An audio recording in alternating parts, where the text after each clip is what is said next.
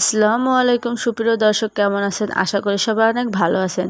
আজকের ভিডিওতে আমরা এমন একটি বিষয় নিয়ে আলোচনা করব যা মালয়েশিয়ায় নতুন যেতে চান বা ইতিমধ্যে গিয়েছেন এমন সবার জন্য গুরুত্বপূর্ণ আপডেট। অনেকেই বাংলাদেশের নতুন পরিবেশ, নতুন নিয়ম এবং পর্যাপ্ত তথ্যের অভাব কিছু ভুল করে বসেন। এসব ভুলের কারণ অনেক সময় চাকরির বেতন, এমনকি নিজের নিরাপত্তাও ঝুঁকি মুখে পড়ে।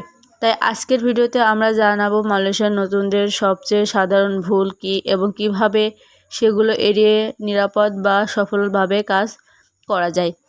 প্রথমে যে ভুলটি অনেকেই করেন যেটি হলো যাচাই না করে বিদেশে যাওয়ার সিদ্ধান্ত নেন।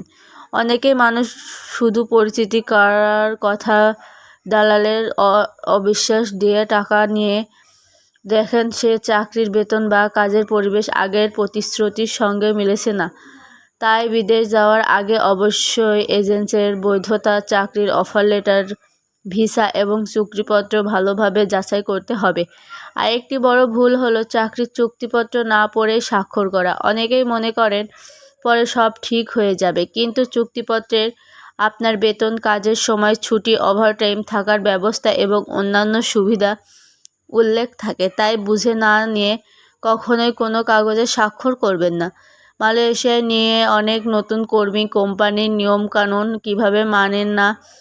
সময় মতো কাজে না যাওয়ার অনুমতি ছাড়া ছুটি নেওয়া বা নিরাপত্তার নির্দেশনা অমান্য করলে চাকরি হারানোর ঝুঁকি তৈরি হতে পারে। তাই সব সময় নিয়ম মেনে চলার চেষ্টা করুন। অনেকেই প্রথম বেতন পাওয়ার পর অপ্রয়োজনীয় খরচ শুরু করে দেন। দামি মোবাইল, অপ্রয়োজনীয় কেনাকাটা বা বেশি ঘোরাঘুরির কারণ মাস শেষ টাকা সঞ্চয় করতে পারেন না।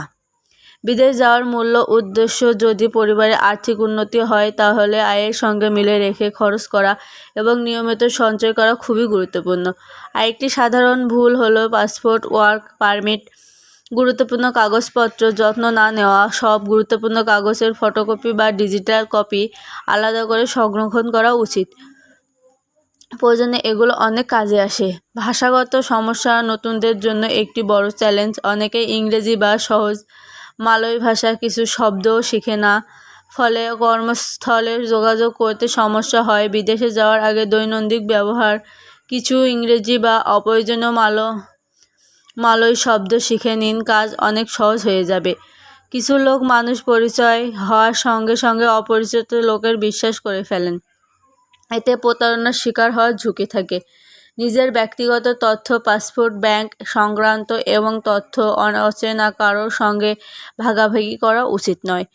অনেক নতুন কর্মী ওভারটাইমের নিয়ম, ছুটির নিয়ম বা কোম্পানির নীতিমালা বা বুঝে কাজ করেন। কোনো বিষয় বুঝতে অসুবিধা হলে সুপারভাইজার বা কোম্পানির দায়িত্বশীল ব্যক্তির কাছে জেনে নেওয়া ভালো।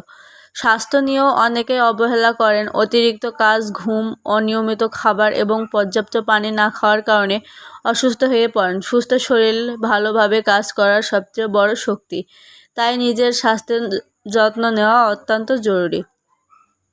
সবশেষে গুরুত্বপূর্ণ বিষয় হলো বৈধভাবে কাজ করার ওয়ার্ক পারমিট নিয়ম ভঙ্গ করা, অনুমোদিত ছাড়া অন্য কোম্পানির কাজ করা বা ভিসার শর্ত অমান্য করলে আইন সমস্যায় পড়তে পারেন। তাই সব সময় দেশের আইন এবং কর্মচুক্তি মেনে চলুন। মনে রাখবেন, মালয়েশিয়া সফল হওয়ার জন্য শুধু কঠোর পরিশ্রম যথেষ্ট নয়, সততা, সময় নির্মলতা, নিয়ম মেনে চলা, দক্ষতা, বুদ্ধি এবং সঠিক পরিকল্পনা সমান গুরুত্বপূর্ণ। যারা ধৈর্য ধরে কাজ করেন এবং প্রতিটি সিদ্ধান্ত ভেবে নেন, তারা দীর্ঘমেয়াদে ভালো ফল পান। আশা করি আজকের ভিডিওটি নতুনের জন্য খুবই উপকারী হবে। যদি ভিডিওটি ভালো লাগে তাহলে অবশ্যই একটি লাইক দিন, আপনার বন্ধুদের সঙ্গে শেয়ার করুন।